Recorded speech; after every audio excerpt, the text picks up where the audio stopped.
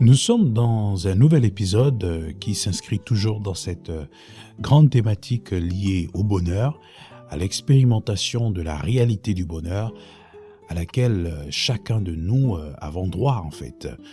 Vous vous souvenez que nous avons vraiment relevé cette importance capitale du sujet du bonheur dans la vie d'un homme et surtout le fait que c'est un droit que Dieu nous a donné. La Bible nous dit que c'est Dieu d'ailleurs qui s'adresse à Jérémie en lui disant que j'ai des projets de bonheur et non de malheur. Donc ça veut dire que la volonté parfaite de Dieu, c'est que nous puissions être dans un état de bonheur. Et d'ailleurs, lorsqu'on retourne dans le livre de Genèse, on voit bien qu'avant la chute de l'homme, l'homme était bien entendu dans un état d'harmonie avec son Créateur et donc dans un état de paix, de liberté, selon Dieu bien entendu, mais aussi de bien-être et d'accomplissement parce que Dieu lui a recommandé de pouvoir se réaliser en se multipliant, donc il a demandé à l'homme de se multiplier naturellement avec Ève, mais aussi de pouvoir assujettir la terre, donc de pouvoir cultiver, de pouvoir entreprendre, donc vraiment depuis le commencement du monde, d'accord ? Dieu a toujours mis l'homme dans des conditions favorables à l'expérimentation du bonheur. Bon, il se trouve juste qu'après la chute d'Adam et Ève, le monde a été corrompu et donc du coup, l'accès à ce bonheur a été rendu difficile. Et d'autant plus que les hommes ont mis en place eux-mêmes un système de vie, d'accord, de fonctionnement qui fait que l'accès à ce bonheur est finalement rendu de plus en plus difficile. La bonne nouvelle dans tout ce chaos, finalement, c'est que nous avons la possibilité de revenir, en tout cas, dans cet état d'Éden, donc ce paradis où on est véritablement en état d'épanouissement, un état d'esprit. C'est d'abord une disposition spirituelle où nous sommes véritablement en harmonie avec nos dieux, ce qui affecte nos émotions, ce qui affecte notre intelligence et bien entendu qui peut aussi affecter notre vie sur le plan physique. Mais bien entendu, une fois de plus, vu que nous vivons dans un monde déjà corrompu et qui est rempli d'imperfections, cela ne saura se faire de la façon la plus parfaite, d'accord, d'un point de vue terrestre. Mais au niveau spirituel, nous le vivons déjà parce que nous sommes revenus à la source, nous sommes reconnectés, d'accord, à notre Créateur, à notre Père. Voilà, je dis ça, ça constitue tout simplement une introduction à ce sujet. Bon, quel est le thème de cet épisode ? Alors, le thème de cet épisode, c'est avoir plusieurs vies. C'est-à-dire que lorsqu'on veut expérimenter la réalité du bonheur, il est important d'avoir plusieurs vies. Oui, en effet, la vie est très courte, les amis. Je me suis permis un jour de suivre le documentaire de Sylvester Stallone, qui est sur Netflix, mais également celui de Arnold Schwarzenegger. Celui de Stallone m'a vraiment marqué, d'ailleurs les deux. Je reviendrai en tout cas sur le personnage d'Arnold Schwarzenegger. Celui de Steven Stallone m'a vraiment, Sylvester Stallone plutôt, m'a vraiment marqué. On l'appelle Sly. Il m'a marqué parce que j'ai vu le parcours d'une personne qui avait un rêve, qui aimait écrire, qui écrivait des scripts et qui rêvait en tout cas de pouvoir être un acteur à Hollywood, de pouvoir réaliser ses films et parfois même des films qui retraçaient en fait son enfance, sa vie en fait. Et à la fin de son documentaire, il dit que il y a une chose en fait qui m'a échappé en fait tout au long de ma carrière, c'est la considération de la valeur du temps. Il dit qu'aujourd'hui, j'ai suivi beaucoup de films, enfin j'ai réalisé beaucoup de films, parfois qui m'ont perdu du temps. Et ces films parfois ont eu raison de son foyer, parce que effectivement, il a eu plusieurs mariages, on va dire ça comme ça. Et du coup, maintenant qu'il se retrouve un peu à l'âge de plus de 70 ans, il se rend compte en fait de la rapidité et surtout de la subtilité du temps, de la subtilité de la rapidité du temps, de son passage qui en fait est très insignifiant, mais pourtant qui est effectif. Un jour peut-être je consacrerai vraiment un épisode spécial sur la subtilité du passage du temps. Mais en tout cas, ça m'a vraiment marqué. Je me suis dit, waouh. Il dit, à peine tu te rends compte de cela, mais c'est trop tard. Tu es né et voilà, 60 ans sont passés. Qu'est-ce que tu as fait de ta vie? Est-ce que véritablement tu es heureux de ce que tu vis? Et ça m'a vraiment marqué. Je me suis dit, waouh, on doit peut-être vraiment réfléchir, reconsidérer l'intérêt que nous plaçons sur la valeur du temps. Dans tous les cas, il l'a dit. Et ça m'a vraiment marqué. Je me suis dit, waouh, est-ce qu'un temps soit peu, on prend la peine de s'arrêter pour réfléchir un peu sur la valeur du temps? Alors pourquoi parler de ça? Mais en fait, je parle de la valeur du temps par rapport à ce que nous pouvons faire du temps qui nous est donné par Dieu. Qu'est-ce que nous pouvons entreprendre? Quelle est la valeur en fait qu'on peut accorder au temps de disponible? Parce que le titre c'est avoir plusieurs vies. Comment avoir plusieurs vies dans le temps? Comment gérer son temps? Mais la gestion de son temps est déterminée par les objectifs que nous définissons. Et ces objectifs sont déterminés par la vision, la conception qu'on a de la vie, la vision qu'on a pour chaque aspect de nos vies en fait.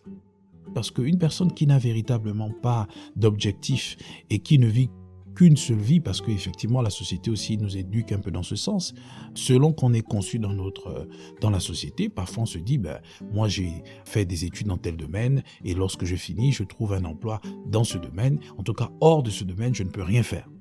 Je crois d'ailleurs même que cette façon de faire est démodée, même si aujourd'hui beaucoup de personnes ont du mal à véritablement se diversifier et donc expérimenter différentes choses pour cultiver leur bonheur. Donc, ce qui fait que cette façon de voir les choses vraiment est démodée parce qu'en fait, vous vous dites que votre vie, c'est aller au travail, déjà être au foyer, pour celles et ceux qui en ont la grâce, aller au travail, aller peut-être certainement à l'église, et c'est tout. Vous voyez ? Peut-être faire un peu du sport, c'est très bien. Mais quels sont les projets sérieux que vous essayez de développer dans ces différents aspects-là, qui font que vous êtes finalement une personne occupée, accomplie et épanouie en fait, qui peut être une inspiration pour quelqu'un quelque part parce que vous êtes épanoui dans ce que vous faites. Vous ne vous ennuyez pas en tant que tel, même si l'ennui aussi est nécessaire pour notre équilibre, parce que toutes choses ont un sens. Donc ça, c'est très important. Quelle est votre conception de la vie? Quels sont les projets que vous avez, que le Saint-Esprit vous inspire, qui vous permettent finalement de ne pas être dans une boîte où on sait comment vous commencez, on sait comment vous vous développez, on sait comment vous terminez. Vous voyez? À tel point qu'en fait, les personnes peuvent même prédire vos réactions, votre façon de faire. Vous voyez? Des personnes connaissent vos limites, c'est-à-dire que lorsqu'on vous sort de ce cercle, vous n'avez plus d'utilité. Pourtant, le temps passe très vite. Je dirais, la vie est très courte et le temps passe très vite. Est-ce que vous souhaiterez vraiment vous retrouver à un certain âge où vous dites, mais qu'est-ce que j'ai fait de ma vie? J'étais juste tout ce temps-là bloqué dans tel aspect et c'est à tel âge que vous réalisez que, tiens, vous aurez dû faire ceci, faire cela. Qu'est-ce qui vous empêche de le faire?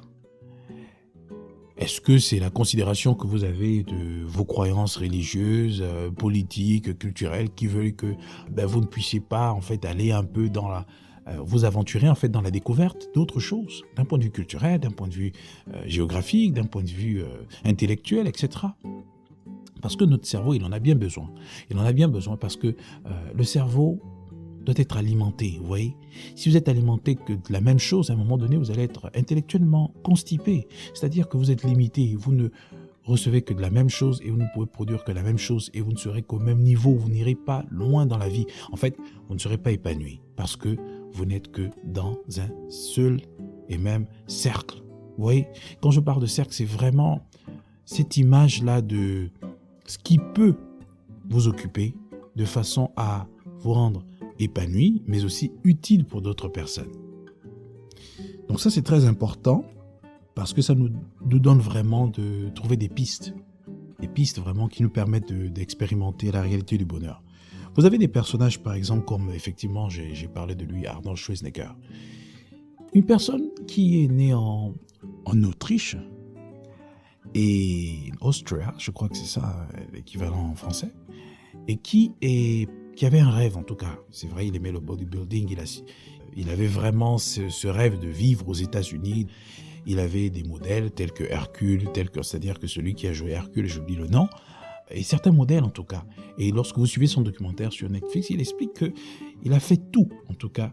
Il a une vision et il s'est donné les moyens de poursuivre cette vision et ça n'a fait que créer des opportunités qui lui ont finalement amené à la destination qu'il souhaitait. Il est arrivé aux États-Unis. Avec le temps, il a fait du bodybuilding, il a participé à tous les concours de bodybuilding qui pouvaient exister. Il en était sorti le numéro 1 à chaque fois, jusqu'à vaincre même celui qui était son idole à l'époque. Et lorsqu'il arrive aux États-Unis, il commence à se développer, se faire une certaine renommée. Et de là, il intègre justement le monde du cinéma. Il devient le grand acteur que nous avons connu de tous les temps. Terminator, avec Terminator 1, 2, 3. Il est devenu vraiment célèbre. Il s'est établi aux États-Unis. Avec le temps, il est passé encore à autre chose. Cette fois-ci, il s'est engagé en politique, gouverneur de Californie. Et après, qu'est-ce qu'il est devenu aujourd'hui? Une personne qui donne des conseils, un écrivain qui fait de la motivation, qui est dans la philanthropie. Et donc, bref, aujourd'hui, c'est une personne épanouie, en fait. Après, c'est clair, hein. S'il m'écoute, il faudrait avoir le salut, la vie éternelle. C'est ce qui manque, en fait. D'accord? Donc, c'est très important, les amis. La réalité du bonheur. Ne pas se être cloisé juste dans un seul cocon là, c'est-à-dire vous n'êtes que là, on connaît comment vous commencez, comment vous terminez, etc. Non, il faut être épanoui. Et vous pouvez trouver votre épanouissement en sortant un peu de votre zone de confort, en explorant de nouvelles choses. Hein? Personnellement, je le vis. J'ai plusieurs vies. Je suis passionné du tennis. J'ai mis en place une association de tennis avec des amis. On a développé, en tout cas, un certain nombre de projets. Et je continue à pratiquer du tennis. Je suis passionné par le développement communautaire. Avec des amis, on a mis en place une ONG qui s'appelle GM Entrepreneurship, qui aujourd'hui a un impact continental au niveau de l'Afrique parce que justement, ayant cette vision de transformer les vies des communautés défavorisées en Afrique, on s'est donné les moyens de marcher dans le sens de cette vision-là. Je suis passionné par l'écriture, j'écris des livres, j'ai plus de 20 livres aujourd'hui auto-publiés parce que j'aime l'auto-publication. Je suis passionné de la formation, j'ai mis en place plusieurs programmes de formation. Je suis passionné de la musique, je compose des chants, des chansons. Je suis passionné aussi de la création de musique, hein. Je compose aussi des sons, etc. Je suis passionné de la vie, je suis passionné de Christ, je suis passionné de vivre ensemble, etc. Bref, et ça me permet de m'organiser, de trouver du temps pour chacune de ces choses-là, et ça fait que je suis une personne épanouie en fait. Et je l'ai dit déjà dans l'un des épisodes, moi je suis heureux, je suis épanoui et je suis comblé. Je sais que lorsque je le dis, vous pensez tout de suite à ce que j'ai dans mon compte bancaire, à ce que j'ai certainement comme accomplissement. Mais je n'ai même pas besoin de vous les lister. Mais de façon générale, je sais que je vis la réalité du bonheur. Tout simplement parce que je vis la réalité de la paix, la réalité de la liberté, la réalité du bien-être, la réalité de l'accomplissement sur un fondement qui est solide et durable, c'est-à-dire Dieu, la parole de Dieu, Jésus-Christ de Nazareth, les amis, pour être plus précis. Donc vraiment, tout ça, c'est juste pour vous recommander de ne pas être limité à vivre une seule vie. Ce n'est pas un message de développement personnel. C'est un message réel et vrai. D'accord? Vous ne pouvez pas vous épanouir si vous ne restez que dans une seule chose. Je ne suis pas en train de vous appeler à être dans 1001 choses à la fois. Mais ce que je veux juste dire, c'est comment est-ce que vous organisez dans votre vie à explorer de nouvelles choses, à finalement découvrir de nouveaux talents enfouis en vous, qui vous permettent finalement d'être épanoui, d'être occupé, mais aussi d'être utile pour d'autres personnes en fait. Vous voyez, il n'y a rien d'aussi simple que ça. Il n'y a pas que la politique dans la vie, il n'y a pas que l'école dans la vie, il n'y a pas que... En fait, vous devez toucher ces différentes facettes de la vie pour que demain après-demain, vous puissiez aussi édifier vos enfants, édifier les personnes qui vous admirent. C'est très important cela. C'est d'ailleurs la raison pour laquelle j'écris sur tout. Hein. Je suis passionné de l'entrepreneuriat social. Hein. C'est vraiment mon corps de métier. Je ne sais pas comment on va dire ça. My core. L'entrepreneuriat social, l'engagement civique, le développement communautaire, j'aime ça. Je suis passionné de ça. Mais j'aime aussi la communication. J'aime aussi tout ce qui est création de contenu.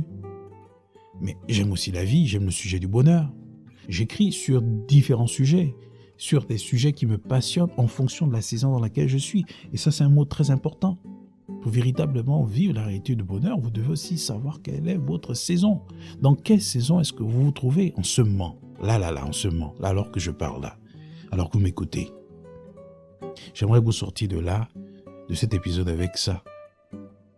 Quelle est la saison dans laquelle je me trouve? Qu'est-ce que je dois faire dans cette saison? Qu'est-ce que je dois semer pour pouvoir récolter au bon moment? Qu'est-ce que je dois faire? Qu'est-ce que je dois semer dans ma vie? Qu'est-ce que je dois semer dans la vie des autres? Qu'est-ce que je dois entendre de la part de Dieu pour être plus précis dans ce que j'ai à faire? Parce que lui, il nous donne des précisions. Donc voilà un peu ce que je pouvais dire, en tout cas pour l'essentiel de ce sujet. Avoir plusieurs vies. Ne pas rester bloqué dans des cases que la société vous a imposées, ou en tout cas votre entourage vous a imposé. Mais qu'est-ce que Dieu dit de vous? Qu'est-ce qu'il attend de vous? Qu'est-ce qu'il aimerait que vous puissiez faire pour vivre la réalité du bonheur à votre échelle? C'est de cela dont il s'agit. Voilà, que Dieu vous bénisse.